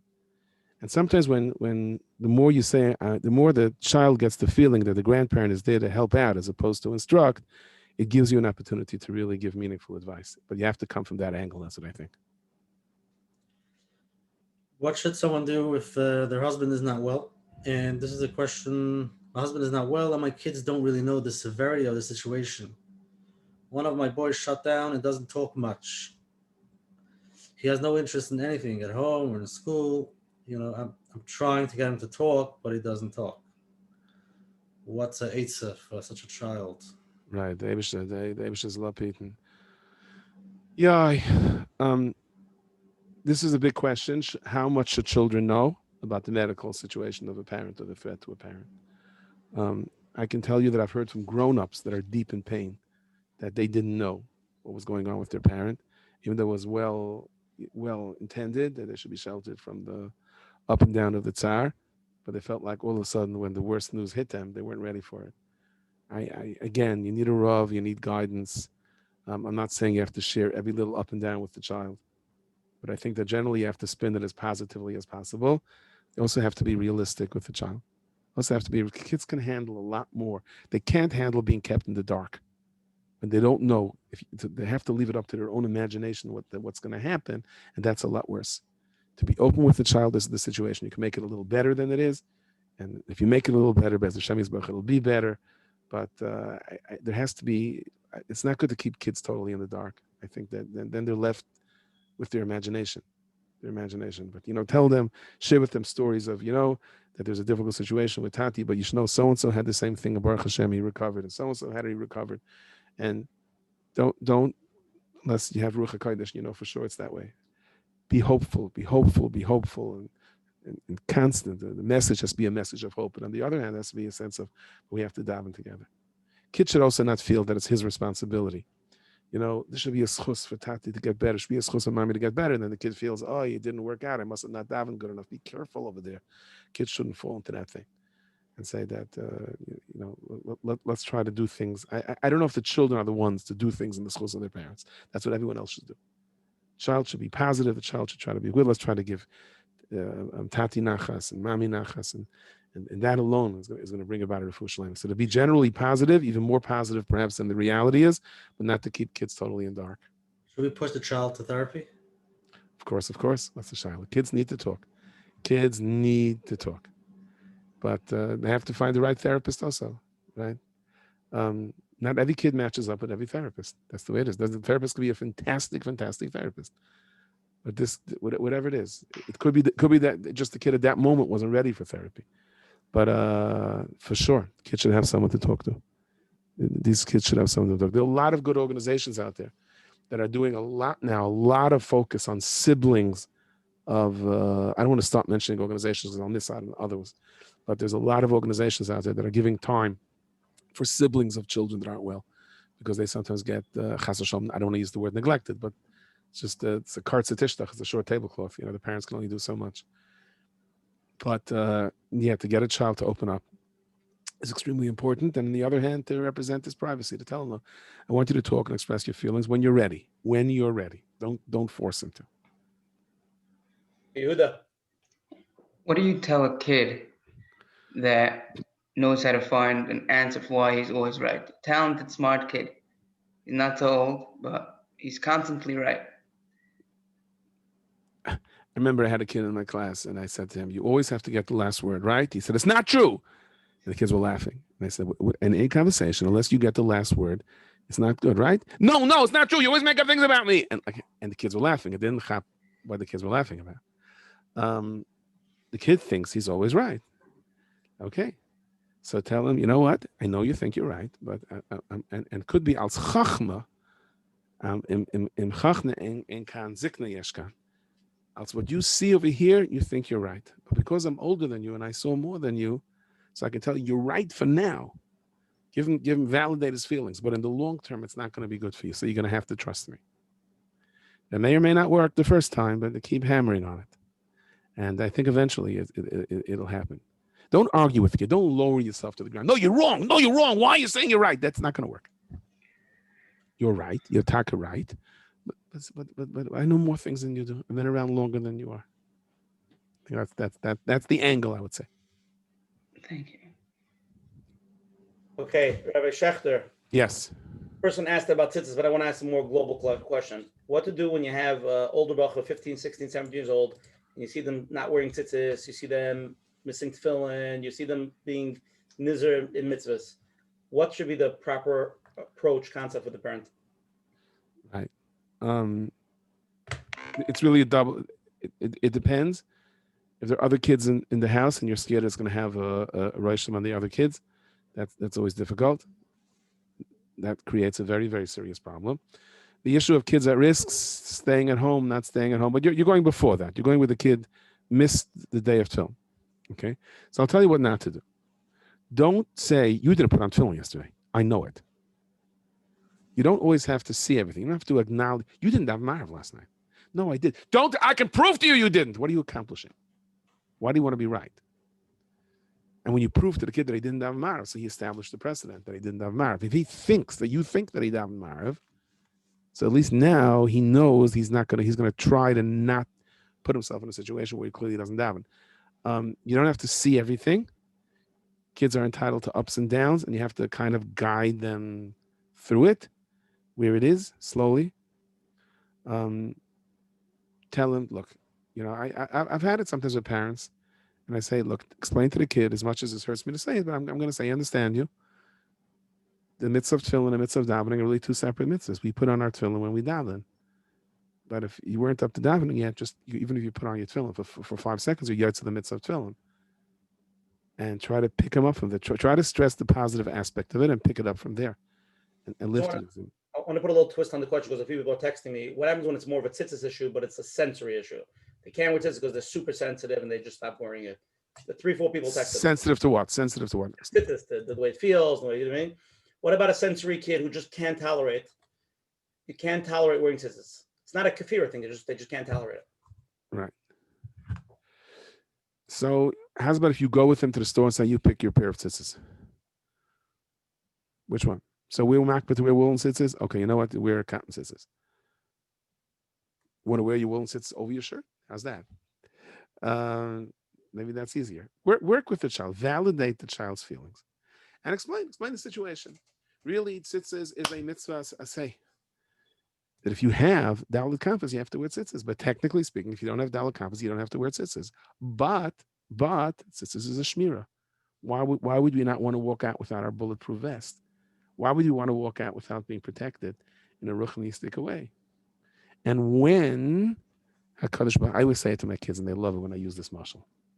Because you don't want to use shalom bayis mashals to kids, but sometimes you'll come home and you'll say, Ma, is it okay if I come home late? Yeah. Ma, is it okay if I don't take out the garbage? Yeah, it's okay. And then one day you walk in and you blotched up the whole floor with the mud from outside, and you say, no garbage, no this, no that, look what you did. Right? Sorry, I was just screaming too loud. He says, right, all of a sudden your mother's angry and all those things that you did. Because Baruch Hu really technically tells us we don't have to wear tzitzis unless we have daled kafas. But when he's angry at us, the Gemara says during a Shas Hazam, we get hit for tzitzis also. It's a shmira on us. That's all. I want you to have that shmira. I would hate for you to go out without that shmira. Deal with it slowly. Don't force it. Don't force the tzitzis on him. It's not going to work. Yes. My almost 5-year-old son is very aggressive and hyper. He's hitting a lot and just really tries. I have him in occupational therapy so I can learn how to raise him without destroying him by patching him or screaming. I try to stay calm, but he literally doesn't stop. Any words of advice, please? Golden advice. Yes. So if you think I can pull something out of my drawer and wave it and say, your kid's going to turn into a little malach, he's going to get wings and fly over. No. But I will tell you, when I started teaching, I had a difficult time. And someone gave me a great book. It's called The Broken Record, if you ever heard of it. But I'll tell you the quick mahalach. I won't read you the whole book. Okay, I want to create 2 scenarios when you speak to a kid. Try to follow through on this, and I'll be a little graphic and in a good way. Don't worry. Shlomi, go to sleep, please. I said go to sleep. Did you say no? Did you say no to mommy? Did you say no to? I said go to sleep right now. If you don't go to sleep right now, I am telling you. And here it comes. There's a rule when it comes to chinuch. There's ain't einshin elam kein nazirin, ain't nazirin elam kein einshin. Once you give out a threat, you have to hold the threat. So be careful what the threat is. Don't tell the kid, you're not going to have supper for the next 30 years because you're not going to be able to keep that threat, okay? You will not go to Shloimi's chasana. You will not go to, he has to go to Shloimi's chasana. You don't even have a babysitter for it. Don't threaten, okay? Kids, with something you can't threaten. But I want you to play out this scenario. I'm going to do it not with a parent, but with a Rebbe in the classroom. Yaakov, walk out, please. Yaakov, walk out, please. No. You said no to a Rebbe? Yeah, I said no to a Rebbe. Mechutzev! Are you a Yeah, I'm a mechutzev. Yeah. You know something? My father's part of the board of directors, and he wants he can have you thrown out of this yeshiva. What? Get out of this room right now. So who won? Who lost this fight? Kid won, Rebbe lost. Big time. How do I know the Rebbe lost? Well, first of all, the kid's still in the room. Second of all, if you want to know who's winning an argument, look to see who the volume of whose voice is getting higher and higher. Watch this. Yaakov walk out of the room. No, you can't tell me what to do. All the kids are going, Yaakov walk out of the room. No, I'm not going. Yaakov walk out of the room. No, I'm not going. Yaakov walk out of the room. I didn't do anything. There's no reason why I have to walk out of the room. Yaakov walk out of the room. No, please, no, it's not there. He walks out. How come the Rebbe won now? Whose voice was getting higher? Whose voice was getting higher? Children are very quick to feel who's in control. If you are stunned by the chutzpah of your kid knows that and will build on that. You have to keep the volume flat. Keep the volume flat. Eventually, the kid is going to give in and walk out. Most of the time, when a kid gets chutzpah, he doesn't stop and start slapping. You slap him, you're going to be in big trouble. He's sensing your frustration. And the kid is getting what he wants. He's getting the attention from his mother that he wants. He's getting what he needs. It's easy. Take the emotion out of it. You're a robot. No, you can't slap him. No, if you slap Chaim, you're going to go to your room. If you slap Chaim, you're going to go to your room. Okay, now go to your room. You're going to see. Once the kid starts getting louder, then you're in control. I think that's a little bit of an answer. Also, if you want to tell kids what to do, you would tell kids to go to sleep. I've always found it with my kids. Don't come in a second, stop playing, go to sleep. That's tough. Okay, I'll give you another 10 minutes, okay? He's starting to process within 10 minutes. After 5 minutes, 5 more minutes. Okay, time is up. Okay, another 2 minutes, but that's it. Most of the time, I found the kids will go. Give them time to process the response. I think that also could be very helpful. Yes. Okay, we have so many more questions. I'm trying to cut Brian. Okay, the live won't be in a second. We touched on it a little bit, but it's a little bit more detailed, the question, so I think it's important. I have two boys very close in age. They're 13 months apart. The older one is my oldest, and he's a weaker student educationally and socially is much more quiet. The one right under him is smarter, has more friends. How do we give the younger son what he needs without making the older one feel bad or left out? When he's out with his friends, spend time with him. Let's I tell you. You're going to sense. You just don't show you're giving the younger one more attention than the older one. And when the younger one comes up with a cute line, don't burst out laughing. No, just laugh. Adjust. Think that whatever your reaction is to the younger one, the other one is following through. And you don't have to tell. I love you as much as I love your older brother, younger brother. It's not going to work. Just give them the time. Give them the time. Give them take them seriously. Give them the space. Give them what they need, and eventually they'll feel that I think that they're getting the proper amount of love from you. Okay, we have a bunch of live questions. Let's start getting through some of them. Yes. Hi. Okay, I also have three little children, and the oldest, they're very close together. Loads of nachas, yes. Amen. Thank you. The oldest one is very competitive, always wants to be in charge, likes to be the mommy, always when they play, wants to give everything out, and the next one gets very jealous of that. Right. So you can try to come into the game, I don't know, and say, can I play along with you? Can I be the mommy now? Sometimes do that. Can I be the mommy now? And let's say your youngest one is Shira. Shira is your name. Okay, your youngest one is Devora, and your older one is Chavi. And okay, can you be mommy's helper? Try to play the game a little bit. Join them. Will that help my older one be less competitive? Try. Like I say, try. It's a nature of a child. And again, children grow up with competitive older brothers or sisters. It's part of it. It's very hard to change the nature of a child. But try to work with it. Try to join them. I used to do that sometimes with my kids, and a lot of times it helped. I think a lot of times it helped. Okay, thanks. Yes. We have a child that is in and out of the hospital. And it's affecting the functionality of a family. I know that it's not applicable to everyone, Baruch Hashem, but do you have any advice on how we can keep a balance of calm in our home? Unfortunately, it's in the sign that, I don't want to say too many people have, because the Rabbi Hashem knows obviously what he's doing. And again, getting back to what I said, to try to maintain some type of a connection. You may want to, sometimes you don't want to let in an uncle or a niece to help out because you want to be independent, or you don't want somebody else in your kitchen, which I understand very well. But if there's a need for it, allow it. There's nothing wrong with allowing other family members to help. Sometimes we build a wall around ourselves and we say it's not worth it. You know what I mean? For every favor I get from my family, I have to pay back 10 times. The Brisker Rav Shulchan Aruch once said the cheapest way to go from one place to the other is to pay a taxi. If someone drives you, there's no end to what you're going to have to pay for it. But again, there's the reality of the situation. I think also even from the hospital, if you call home and say, okay, and say goodnight to each of the kids, I think that makes a big difference. Some connection to that. Or father learns over the phone from the hospital with the kid for 5 minutes, just that there should be a connection that can make a world of difference, I think, for a lot of kids. It's a lot more complicated than that, I know. But little things, we start with little things the Eibusher should give us. We want to do something to generate this Yad D'Shmaya from Shemai. Beautiful, Rabbi Schachter. We have another live one. You're yes. On. Hi, thank you.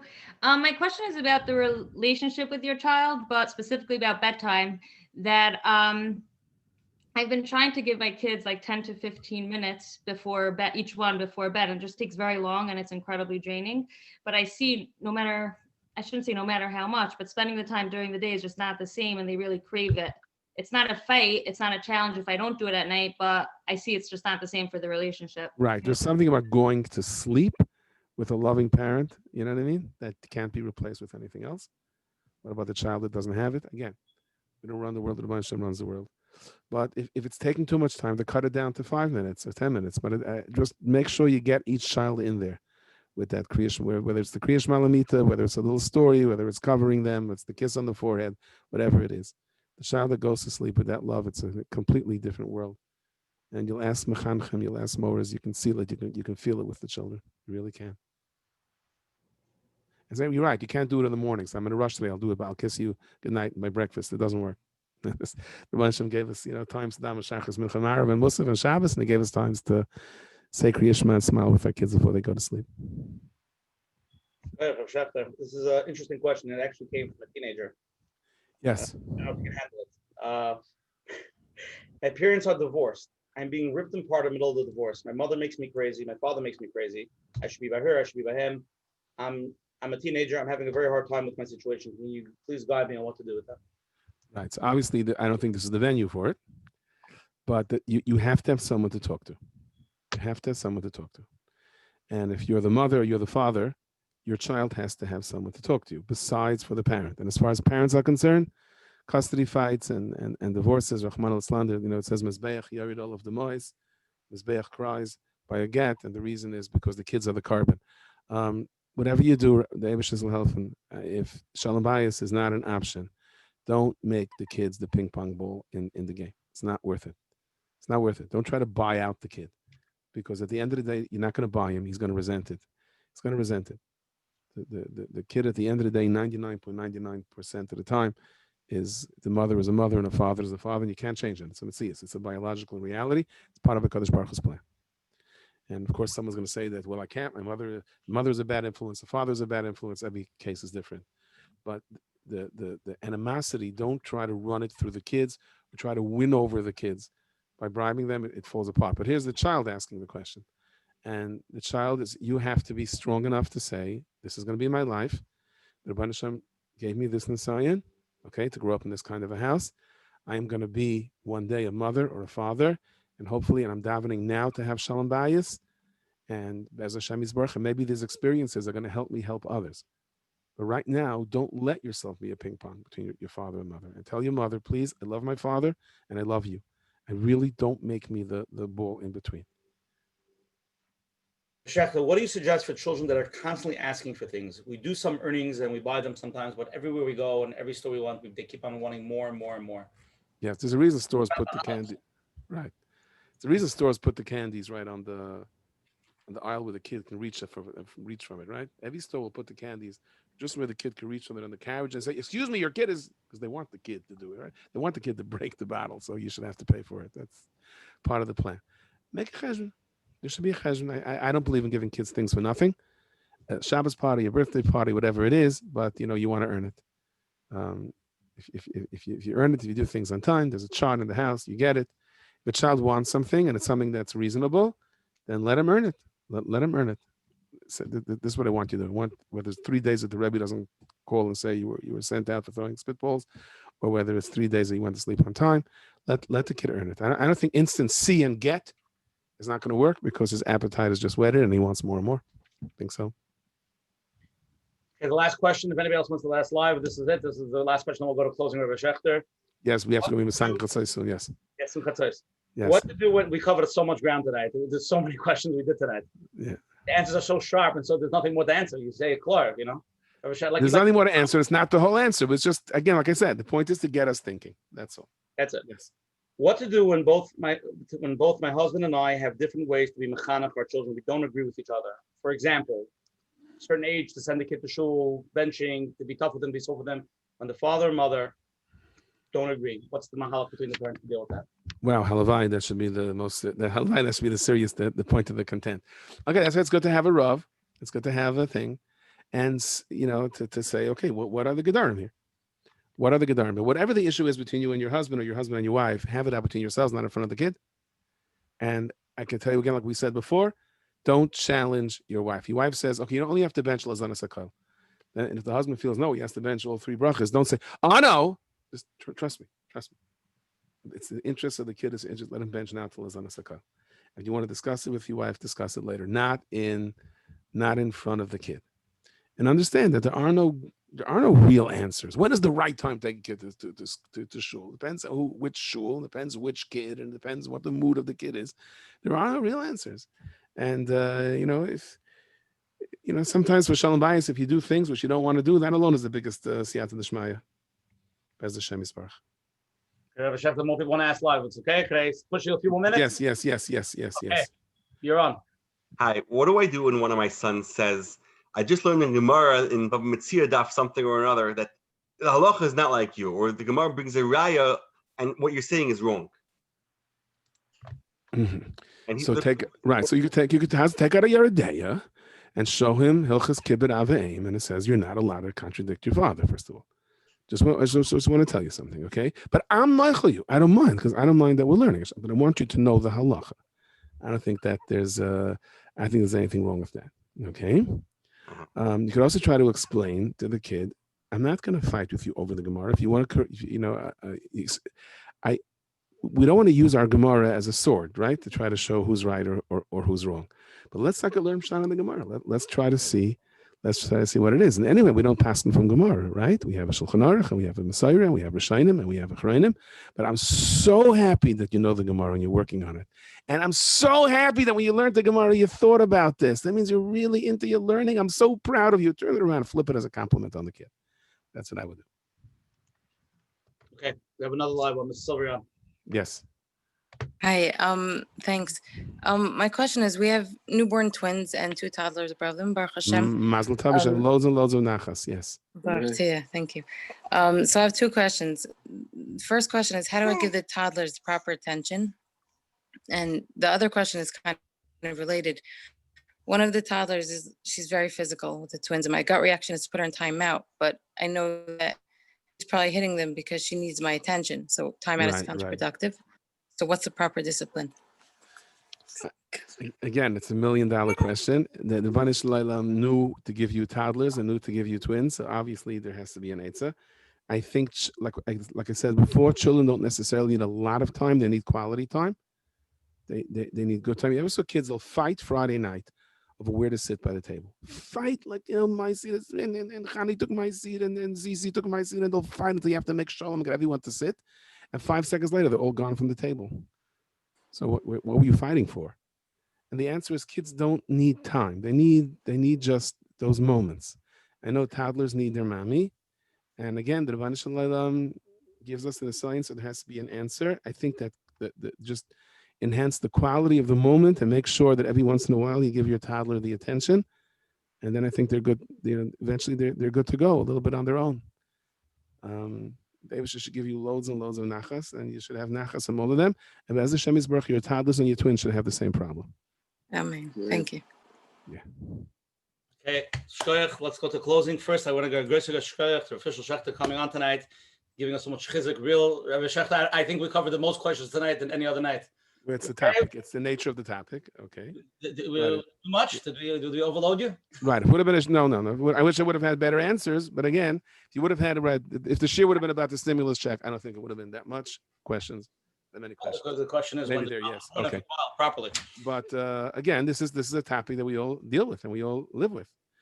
Okay. I want to say again, Ashkirch for being mechazik. So many people here. There was probably over 1,000 people total here tonight. Hashem, 1,000 people see the video. Ashkirch again tonight. She was learning the Zicher for Shalema, Bocher Shloime ben Sarah Aliza for Shalema for Nefesh for Guf. Schos of all the people here tonight, all the people who watch it. Should be a great for Shalema official. Amen. Amen. Amen. Ken Yeratzain says Ein ben David Bach Yichlu Kol Neshama Shebeguf. And just remember, every time you bring a child to this world, you bring the Geula closer. The Rebbe Hashem has a plan. Just a little story I heard on the way coming here. That there was a red... Let me. I was going to wait till you're closing. Okay. Okay. Give me 1 sec. Again, next Sunday, everybody's here. We have a tremendous show with Rabbi Yossi ben Shushan. We're going to be discussing enough talking. It's time for doing things, real practical ideas on how to help yourself, help your kids, help others. It should be an amazing program. We've already discussed it with Menachem this week. It's going to be something really amazing. Anybody who's on tonight, for sure, should come on, tell everybody about it. And again, tell people about the share. Everything tonight's recorded. It's going to be on Menachem's website, www.menachemberfel.com. If you have any questions or you want to reach Rabbi Schachter, I guess just email Coach Menachem, coachmenachem@gmail.com. We'll forward everything to Rabbi Fischel if you can answer it. Tonight's share number 34. Everything is recorded. You can call them by the phone. We are on 2 phone numbers now. Call Aloshan, the number is 718-521-5231, *7, and the code for the share is 909310. Also, we have another number. It's 848-777-GROW. Again, that's 848-777-GROW. And I want to thank our advertising sponsors, the Liquid Scoop, Rabbi and Yanif from Chazak, Chayla Kaufman and Shul Summer from JCN. Coach Menachem, closing Werte, they're official. Coach Menachem. Shkoyer, Rabbi Schachter. And Baruch Hashem, we covered a lot of ground and we got a lot of concepts. And now to go out into the actual boot camp and deal with it is avada, takes koiches, and it sometimes can be a challenge. But it's just an interesting thought that I have, that we want our kids basically to do what's right and everything that's right in a very young age. We don't even give them the time to develop and eventually grow. By 13, we want them to do everything. And then, like we discussed with Krishma, there are many adults that struggle with Man Krishma. And here you go, you want your son. And sometimes it could boil down to the parent. The parent has to back up and realize how much of it is because I need my son to do the right thing right now. And a lot of things get in the way. It does take time, and everybody's different. Alpidarkoi, again. And for some manage to do it right in the beginning. Some it takes time, and we have to realize that and give them the time, be there for them, and not twist all the sides so that it works out for the parents. So thank you very much again. I do want to mention that we're going to have a program, Oshi, with Charlie from Hashem. Let me clarify. There's 2 special programs that are coming out. We're going to tell everybody about it. We're going to have a special program next week with Charlie Rari. It's a whole special thing. And then we're also working on a special 3-series shidduch program with Rabbi YY. One for parents that are involved in shidduchim. One for the bachrim that are going shidduchim. A bunch of different topics, older bachrim, younger bachrim, and also for girls. So we're going to email you the information once we have it all confirmed. It's not going to be on Sunday night. It's going to be on a different night of the week. Special edition. We'll get to that. But the Agresh Shkoyach, and I want to talk about Fischel Schachter. We're getting a lot of texts. Please ask for Fischel Schachter to come back again. We want to hear more from Fischel Schachter. I'm only the shliach. I'm just telling you what it says. Don't shoot the messenger. Official, please give us closing words. Chizik. Everybody's trying to raise healthy, beautiful B'nai Torah, healthy children for the Olam. Okay, Shkoyach, thank you. It's beautiful. You can feel it through the Zoom. You feel the ear, feel it in the thing. But don't be mechanach your children on Zoom. That you be there for them. Unless the Rebbe puts you in a situation where you have to, then it's a simon that's going to work. Because Baruch knows better than us. So there's a Rebbe. So there's 2 people traveling to the Chayza, okay? And they run out of money on the way. They're going to the Rebbe. They ran out of money. So they had an idea. One becomes a Rebbe. The other becomes a Gabbai. And they come into town. And one announces himself as a Rebbe. The other's the Gabbai. And they bring them food. And before they leave, people bring them, a pigeon with money. Valdik, right? And then somebody comes to the Rebbe. And he says, okay, Rebbe, here's money. He says, I didn't have children for the last 25 years. Can you give me a bracha? And the guy goes, oh, it's get, what am I supposed to do? And the Gabbai says, Rebbe, no, Vinchama, what do you kids? Just give him a bracha. He goes, I get into this. Okay, I give you a bracha. Fine, I have children. Let's just get out of here before we get, arrested for imposters. And they come to the Chayza, they come to Lublin. and it's late at night, so they go to sleep in the shul. Meanwhile, the Rebbe, the Chayzer, comes out. He says to his Gabbai, 2 people just arrived over here. Okay, I want you to find them. And he's looking in all the Achnasas Archim houses. They're not there. Finally, he comes to the shul. They're there, and he wakes them up. He says, "The Rebbe wants you right now."